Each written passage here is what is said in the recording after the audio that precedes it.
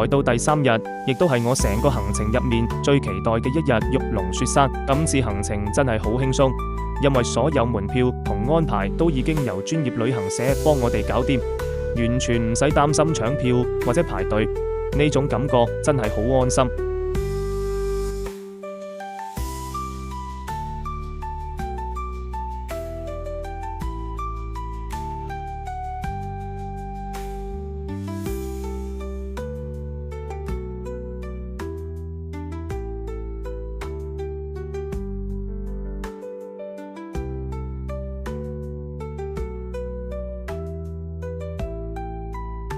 雖然行程輕鬆，但時間就一點都唔輕鬆。我哋凌晨4點就起身，天仲未光就出發，6點左右已經到達索道站。外面天氣好凍，空氣又清新，企喺山腳嗰刻，反而覺得精神晒，成個人好清醒，好期待。第一次親眼見到玉龍雪山，真係有一種講唔出口嘅震撼。雪山靜靜咁企喺面前，好莊嚴，好神聖。玉龍雪山位於麗江附近，係納西族人心目中嘅神山，已經有幾百年歷史。整座雪山由13座雪峰組成，終年積雪，最高峰叫扇子斗，海拔超過5500米。對當地人嚟講，玉龍雪山唔單止係自然景觀，更加係信仰同精神象徵。企喺呢度會自然覺得自己好渺小，但心又會變得好平靜。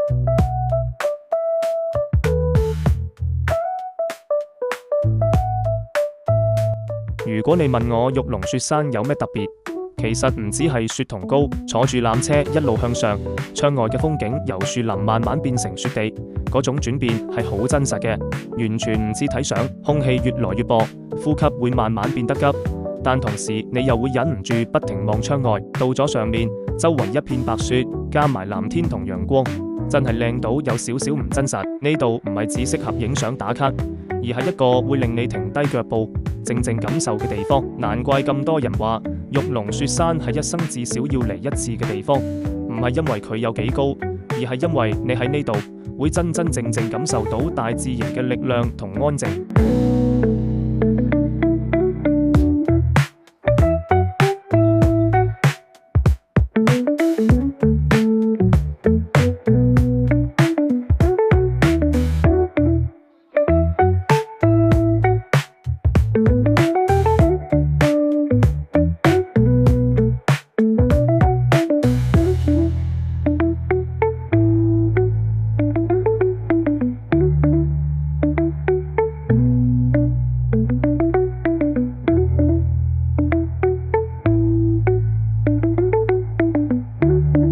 其實嚟玉龍雪山睇雪山有3種唔同方法，唔同體力，唔同感覺。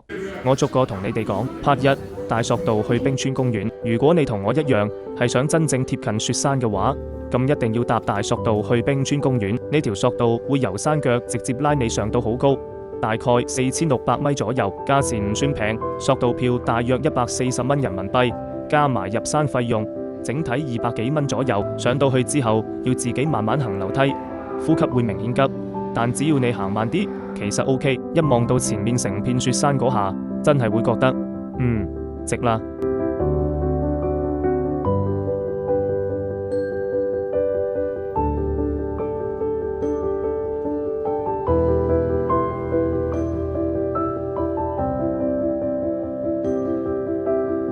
雲杉坪輕鬆型，如果你唔想去到咁高，又想影靚相，其實雲杉坪好適合。搭索道上到大概3200米，價錢平啲，60-70蚊左右。上到去係一大片草地，遠遠可以見到雪山，空氣冇咁辛苦，行路都輕鬆好多。呢度好適合慢慢行，坐低影相，感覺好舒服。牦牛坪人少自然感。第3個就係牦牛坪，呢條路線遊客比較少，環境原始啲，高度大概3700米，價錢同雲杉坪差唔多。呢度可以見到草甸、雪山，有時仲會見到牦牛，畫面好自然。如果你唔中意人多，想靜啲，牦牛坪會係一個幾好嘅選擇。總之，玉龍雪山唔係話一定要去晒3條路線。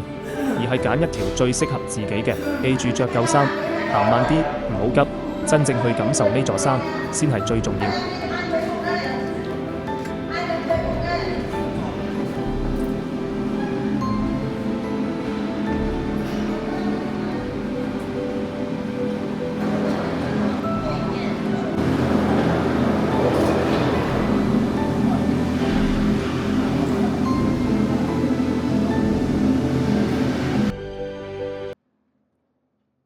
好啦，而家真係要上去啦！我已經企喺纜車入面，門一關嗰下，心即刻緊一緊，又興奮又有少少緊張。纜車慢慢離開地面，腳底開始懸空，我第一反應就係，哇，真係開始啦！向下一望，樹同路一下子變到好細，感覺自己好似被慢慢送入另一個世界。纜車一路向上，窗外風景不停變，剛開始仲係綠色樹林，過咗一陣，啲樹慢慢變矮，顏色開始淡。遠處已經見到白色嘅雪山，嗰刻真係忍唔住不停望窗外，完全唔捨得眨眼。空氣開始凍咗，車廂入面好安靜，大家都唔係講好多嘢，但我知每個人心入面都同我一樣期待緊。當纜車去到最高點，門一開，我第一步踏出去，真係即刻感覺到唔同，空氣薄咗，呼吸會不自覺慢落嚟，但眼前嘅畫面直接令我忘記晒，成片雪山喺面前，白到發光。藍天又近到好似伸手就摸到，嗰一刻真係有少少唔真實，好似行咗入一張明信片入面。我行得好慢，每行一步都會停低抖下氣，但完全唔覺得辛苦，反而覺得好值得。耳邊幾乎冇聲音，風聲、腳踩雪地嘅聲音特別清楚，嗰種感覺唔係興奮到大叫，而係靜靜咁震撼。你會突然明白點解咁多人話玉龍雪山唔係嚟打卡，而係嚟感受，好平靜。這一刻真係會記得好耐好耐。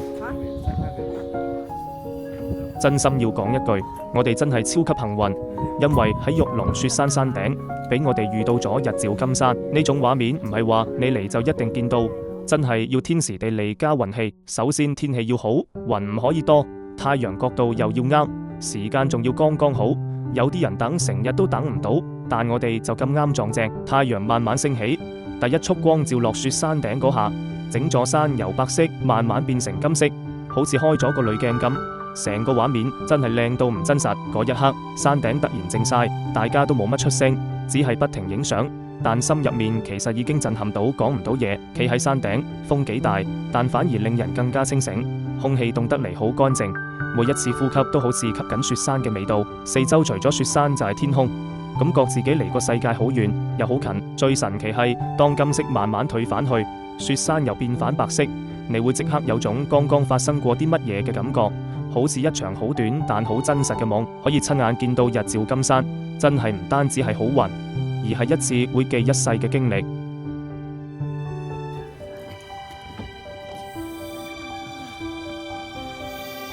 好啦，而家準備再次搭纜車落山，趁呢個時間同大家分享幾個真心有用嘅熱貼士，俾之後想嚟玉龍雪山嘅朋友。第一，時間真係好重要，如果想睇到好天氣或者日照金山，一定要早起，最好一早就到索道站，越早上山，天氣穩定嘅機會越高。第二，着衫一定要夠保暖，山上風大又凍，外套、防風衣同手套好有用，但入到纜車或者室內又會熱，所以洋蔥式着法最舒服。第三，高反唔好硬撐，上到高位記得行慢啲，多休息，唔好急住衝樓梯，有需要可以準備氧氣瓶，但最重要係放鬆。第四，門票同索道最好提前安排好，旺季真係一票難求，如果有旅行社或者預訂服務會輕鬆好多。第五，影相唔好只顧住畫面，記得睇腳下同天氣變化，安全永遠排第一。最後落山時記得再回頭望一眼雪山，因為有啲風景真係一轉身就錯過。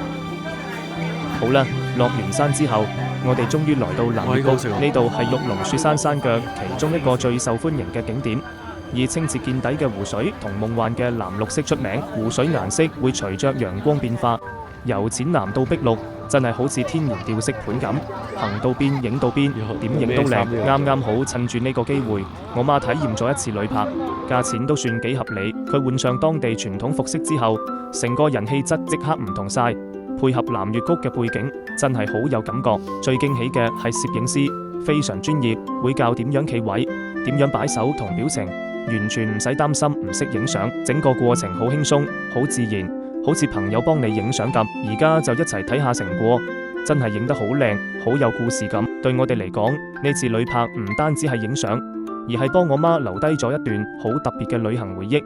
喺南越谷呢個地方顯得更加難忘。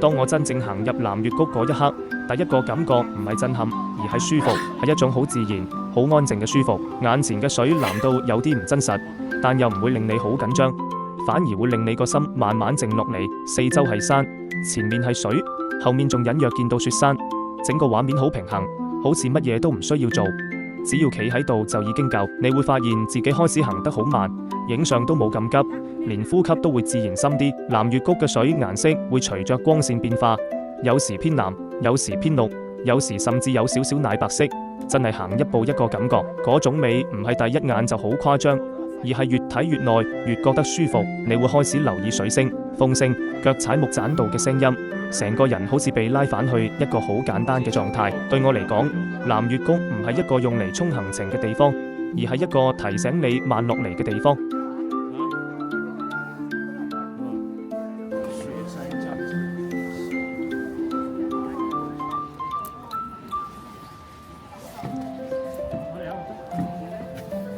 好多人以為南越谷係一個湖，其實唔係，佢係由幾段唔同嘅水域組成，一路順住行，會經過白水河、南越湖、聽濤湖同玉液湖。你唔一定要記晒名，但你一定會感覺到，每行一段，畫面都會有少少變化。行程基本上係單向，好清楚，有木棧道，有石路，整體唔難行，但真心建議着對舒服嘅鞋。中途有環保車可以搭，如果體力一般或者唔想行太多，可以用車加行路嘅方式，但如果時間允許，我會建議行多啲，因為南越谷嘅精華往往就喺你慢慢行嘅過程中。好多時候一轉彎就會突然見到一片完全唔同顏色嘅水，或者見到雪山倒影喺湖面，嗰種感覺係搭車感受唔到嘅。行南越谷唔需要趕，只需要順住感覺行，幾舒服就幾舒服。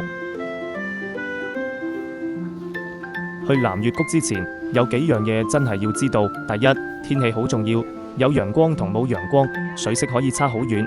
如果可以，盡量選天氣好嘅日子。第二，影相真係唔使急，呢度點影都靚，但記得唔好企太貼近水邊，有啲圍會滑。第三，記得帶水同防曬，雖然涼爽，但陽光其實幾猛。你喺南越谷見到嘅唔止係藍色嘅水同雪山，而係一種好難形容嘅安靜感覺。可能你會見到有人靜靜坐喺湖邊發呆，有人慢慢影相，有人乜都唔做，只係望住水。呢度唔會逼你做任何嘢，只係俾你一個空間去感受當下。到你行到最後，你可能已經影咗好多相，但最深刻嘅反而係嗰陣風，嗰種寧靜同嗰一刻你嘅心情。對我嚟講，南越谷唔係最刺激嘅景點，但一定係最治癒嘅一個。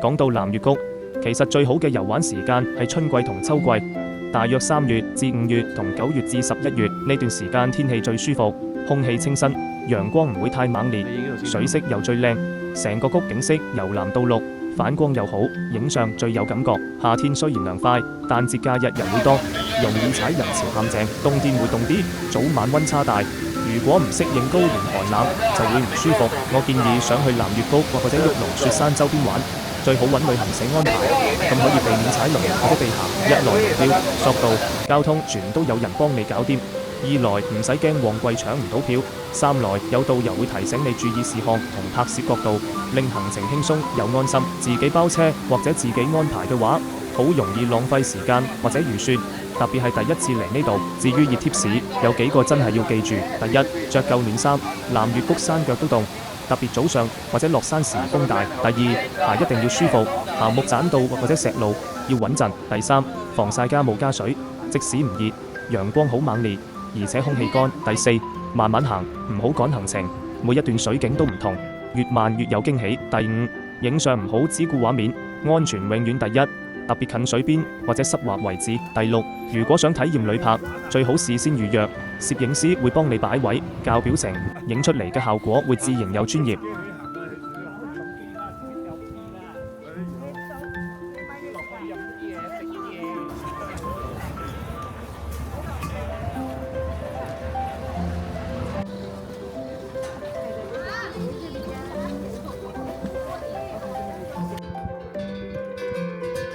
好啦，我哋而家終於嚟到下一站玉水寨。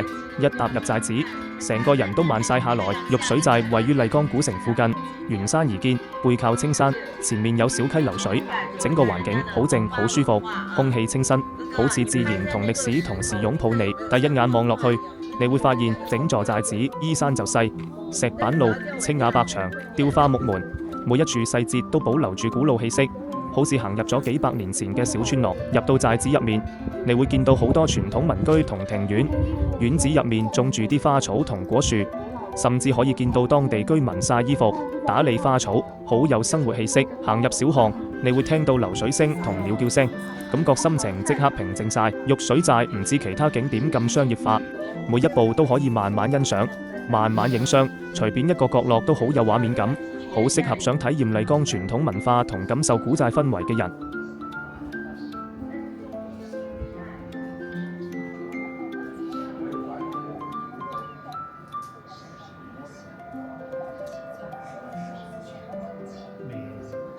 跟拍俾錢。玉水寨其實唔算好大，但想慢慢玩晒，最好預留半天時間。由麗江古城出發，大約車程20至30分鐘。如果搭出租車或者拼車最方便，門口都有停車位，亦可以選擇旅行社一日遊安排。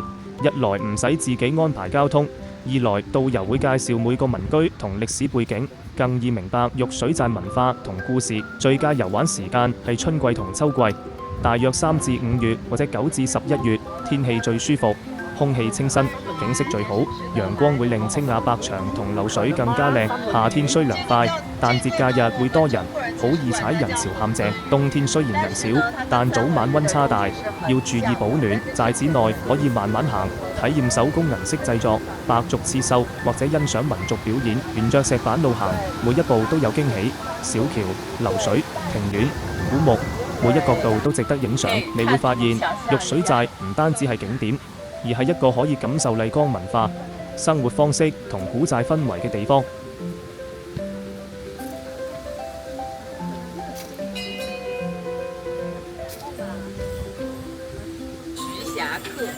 徐霞客是誰呢？其實他是最早的一個遊客，像是一個里寫了一本書，然後人們知道了這個地方，不自去翻譯不了。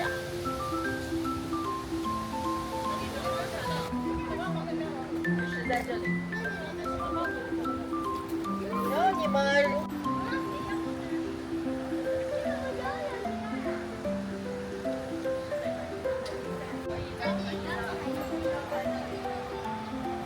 加我踏入玉水寨嘅內部，第一感覺就係一種震撼又寧靜嘅氣氛。入面好寬敞，步入主殿區就見到一個巨型大佛，佛像高大而莊嚴，周圍擺滿咗各種香爐同貢品，空氣入面帶住淡淡香味，好容易令人靜低心思。佛像旁邊嘅牆壁上有好多特別嘅文字雕刻同彩繪，係納西族同白族文化融合嘅產物，每一個字都充滿歷史感，好似講緊古代嘅故事，又有祝福意義。我特別留意到牆上同屋檐下嘅裝飾，好多都係象徵吉祥同保護嘅符號，好有故事感。行到佛像前面，甚至可以感受到一種好強烈嘅莊嚴感，令人不自覺放慢腳步，輕聲細語，保持尊重。我媽換咗傳統服飾影相時，配合呢種莊嚴而古典嘅背景，效果真係好靚。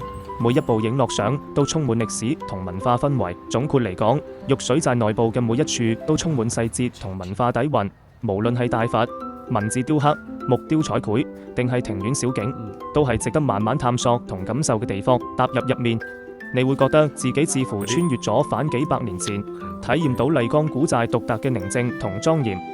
猜個字。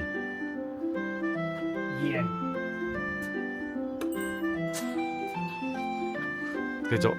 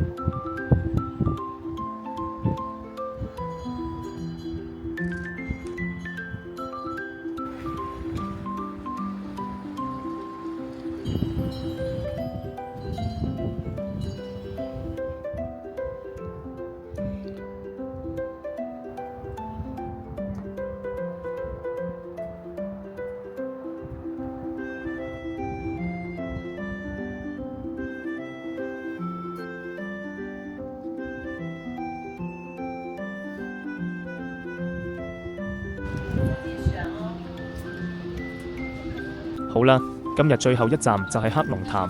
一踏入公園，第一感覺就係好清新、好舒服。黑龍潭位於麗江古城北面，背靠玉龍雪山，環境非常寧靜，空氣入面帶住山水嘅味道，好似一呼吸就吸晒大自然。潭水清澈見底，有時可以見到水底的鵝卵石同魚兒慢慢游動，好治愈。黑龍潭唔大，但佈局非常有特色，石橋、紅色拱橋、古老建築同潭水形成完美對比。行入去，你會感受到古城居民平時嘅慢生活節奏，又唔似其他景點咁多人，行得好舒服。最吸引我嘅係潭水倒影，特別晴朗嘅日子，可以清楚睇到玉龍雪山同藍天倒影喺水面，整幅畫面靜止又生動，真係好有仙氣。沿路仲有好多古老石刻同牌坊，每一塊石頭都好似講緊歷史故事，你會忍唔住停低睇仔細啲，每一個細節都係文化嘅體現。再行深一啲，仲會見到小橋流水同傳統庭院，好似穿越咗返去幾百年前，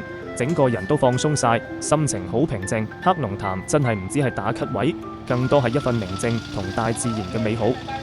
繼續行落去，你會發現黑龍潭分成幾條不同的小徑，每條小徑都有自己嘅特色，有啲沿潭水而建，可以影到水中倒影同遠處雪山，有啲則穿過竹林同小橋，風吹過竹葉嘅聲音特別舒服。最特別嘅係九龍壁同古老的廟宇，建築雕刻精美，色彩鮮明，完全感受到納西族文化同麗江歷史嘅結合。行黑龍潭建議留多啲時間慢慢探索，特別係影相、光線、角度同倒影變化大，每一個主角都可能有驚喜。小貼士就係鞋最好着舒服嘅平底鞋或者運動鞋，因為石板路有啲濕滑，天氣好時會更靚，可以早啲去，避開人流。大水同霧，日照強烈時會曬，如果想影到影同雪山，記得挑選晴朗、光線柔和嘅時間。黑龍潭除咗風景靚，仲係體驗納西族文化、感受麗江古城寧靜嘅絕佳地方。企喺潭邊，你會覺得自己同大自然好貼近，水清澈又平靜，